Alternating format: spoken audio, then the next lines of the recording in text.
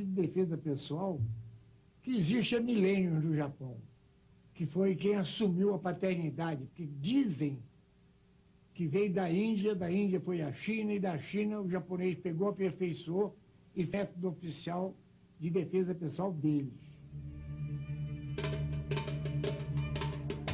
Os monges budistas, lá do norte da Índia, algumas milhas acima de Benares, onde o povo falava ainda o dialeto Pali ou Laurikosh, nasceu um homem chamado Siddhartha Gautama.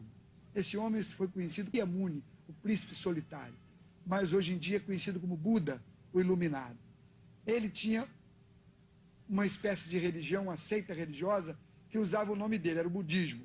E essa seita, os monges budistas tinham que percorrer as estradas para disseminar o budismo. E eram assaltados e mortos e traziam um prejuízo muito grande para o budismo. Então eles criaram um sistema de luta que dava a eles condições de se defender dos ataques sem uso de arma, que era tentatória ou moral da religião deles. Os monges budistas, verdadeiros criadores do jiu-jitsu, que mais tarde, com a morte de Buda, assumiu o poder na Índia Siddhartha Privadasi, mais conhecido como Rei Asoka. E ele disseminou pelo mundo o jiu-jitsu, saindo para o Tibete, Birmânia, Sião, China e, por último, no Japão. O jiu-jitsu chegou ao Japão por volta do ano 200 a.C. Foi aperfeiçoado e ficou escondido de outros povos até o final do século passado. 100 anos atrás, os japoneses abriam seus portos e iniciavam um comércio com os ingleses. Estes ficaram maravilhados com essa nova visão de luta corpo a corpo. Uma luta dominadora chamada jiu-jitsu ou arte suave, em que homens fracos e leves venciam pesados e fortes. Mas os japoneses não ensinavam os ocidentais as técnicas dessa luta. Crime contra o Império, uma espécie de lei de segurança nacional. Devido à insistência dos ingleses em aprender essa arte, os japoneses ensinaram parte do jiu-jitsu, uma luta desenvolvida por Jigoro Kano e mais tarde chamada de judô. Por uma dessas coincidências históricas, o jiu-jitsu veio parar no Brasil e foi plantado por um japonês em solo fértil, numa família de imigrantes escoceses. A chegada do Mitsuyo Maeda, no Pará, um japonês que veio representar o governo do Japão junto ao Brasil no comércio de castanha do Pará, foi morar na casa da família Gracie. Gastão Gracie era carioca, descendente de escoceses. Gastão era patriarca da família. Desistiu da carreira diplomática, fixou residência em Belém, tornou-se homem influente na cidade, casou uma moça da sociedade local e teve 8 filhos.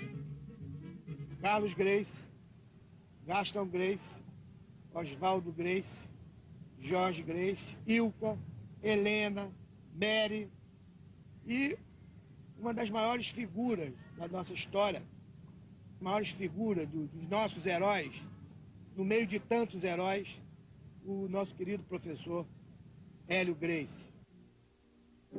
Gastão Gracie ajudou Essaí Maeda, conhecido como Conde Coma, a prosperar nos negócios em Belém. Em forma de gratidão, o Coma ensinou a Carlos, o mais velho dos filhos de Gastão Gracie, os segredos do verdadeiro jiu-jitsu japonês. Nesse momento, nossa história muda bruscamente. E quando nós viemos para o Rio, o falecimento de meu avô, meu pai veio com a família para cá e meu irmão passou a dar aula. Ele não tinha, assim, uma atividade, vamos dizer, especializada, e amigos queriam saber jiu-jitsu, ele começou a dar aula de jiu-jitsu. No Rio de Janeiro dos anos 20, a família Gracie encontrou uma capital da República agitada, como dizia Carlos Drummond de Andrade, rica em atividades culturais. Foi o período da criação do samba, e havia festas por toda parte. Os bares viviam cheios, onde os malandros e bons vivãs bebiam, dançavam, e a honra ainda era defendida em brigas dentro e fora dos bares. Capoeiristas e boxers dominavam o cenário. Mas, como sempre, existiam os valentões, os malcriados e os infratores de plantão. Com a família Gracie no Rio, puxados por Carlos Gracie, esse quadro começou a mudar. Depois de um ano e meio, eu só vendo ele dar aula de manhã até de noite, eu não tinha... adquiri a prática de saber o que ele dizia e de responder as perguntas que lhe faziam. Fiquei um papagaio. Sabia as perguntas e as respostas. Um dia ele se atrasa, e com esse atraso, o aluno que veio dar aula, que era importante, do Banco do Brasil, e ele disse: doutor, o Carlos não está, o senhor quer que eu vá passando um programa no senhor? Ele, vamos brincar. Porque era garoto, tinha 15 anos. E do que eu dei aula, eu, como sabia aquilo tudo de cor, falei o que meu irmão falava, perguntava, dizia, mostrava. Quer dizer, é praticamente um professor, embora cópia. Quando meu irmão chegou, que quis dar aula, o aluno disse: olha, eu já fiz a aula com o Hélio e gostaria que ele continuasse me dando aula. Meu irmão, que nunca foi muito de morrer por trabalho, gostou. Primeiro, por saber que eu já sabia jiu-jitsu sem que... Segundo, que eu ia dar aula por ele, que ele não tinha esse trabalho, eu daria. Resumo, fui nomeado professor dessa maneira. Mas que tipo de professor? Ensinava. Mas depois eu queria fazer, eu meio sozinho, não conseguia. Daí comecei, num esforço muito grande, para pudesse fazer, a descobrir a diferença entre os movimentos que ele mostrava e o que eu teria que fazer. Essa foi a adaptação que eu fiz, que eu praticamente não inventei o nosso jiu-jitsu. Eu apenas adaptei a minha pessoa, criando formas de alavanca de acordo que nós possuímos, a dar aqueles movimentos que o japonês fazia à base da força e da habilidade.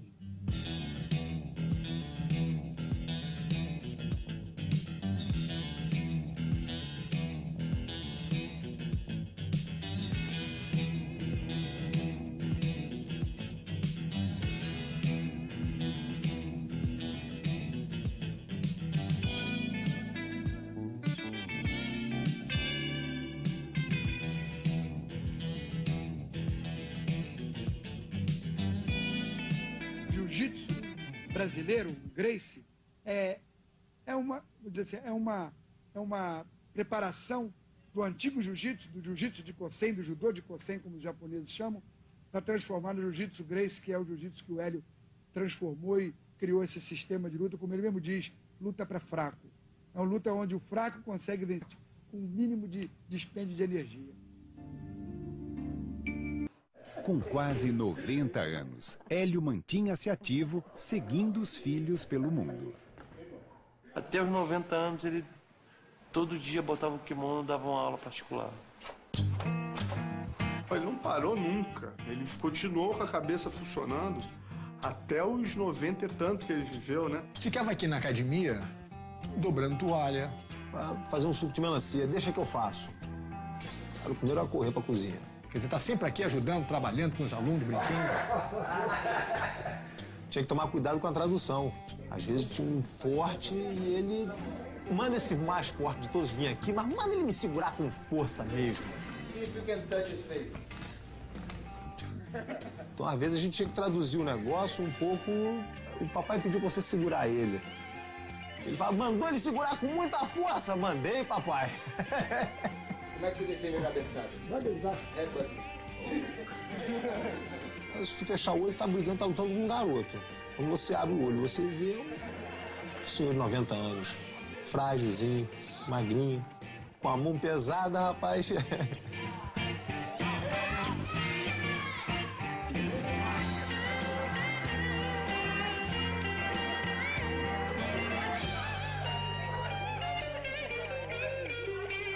Isso mantinha ele vivo. Hélio Gracie viveu até seus últimos dias com a disciplina de um samurai.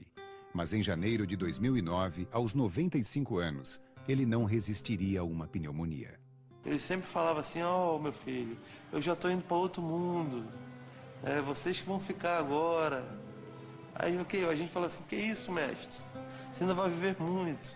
And I remember him saying, when I die, there's going to be a funeral, and there's going to be this, and there's going to be that, but don't go to the funeral, one.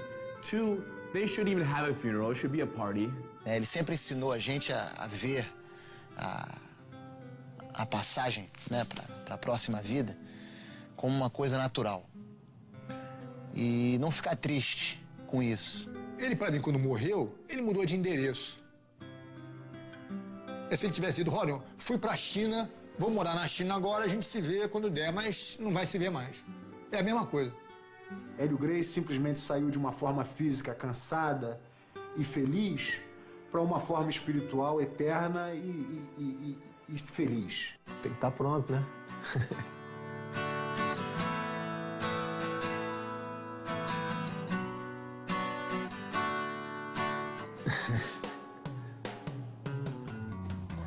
Isso é muito chato. Determinação, a perseverança, a justiça, o equilíbrio, a coragem. Tudo que você possa imaginar de virtudes humanas, ele deixou para todos nós. Fazer o sacrifício para poder conseguir as coisas foi uma lição que ele me deu. Ele era um guerreiro samurai dos tempos modernos. Ele tinha aquela mentalidade, né, sempre pronto para morrer, em defesa dos seus princípios, em defesa dos seus ideais. Se você acredita no que faz, vai até a morte. E isso ficou marcado para nós. Hoje, o jiu-jitsu é base do treinamento do exército americano e é praticado em milhares de academias no mundo inteiro. Hélio Gracie, sem dúvida, realizou seu maior sonho: compartilhar seu conhecimento. A filosofia de vida é profissão, né, de milhares de pessoas, né? É uma arte que hoje em dia eu acho que é orgulho para todo brasileiro saber da história do Hélio Gracie, do Carlos, o que essa família fez. There's no way that the name Hélio Gracie will ever be forgotten because of myself and my brother and my father and my uncles, every single one of them. The way I eat, the way I think, the way I fight naturally, and the way I treat other people more than anything. The way I interact with people, my respect, my integrity, my efficiency in all areas of life is modeled after my grandfather. Isso é muito legal, né? De você ter uma família que todos os seus ídolos são seus parentes. E é isso, é continuar o trabalho que ele fez, porque a gente nunca pode fazer demais por ele. O cara é tão excepcional, tão especial que...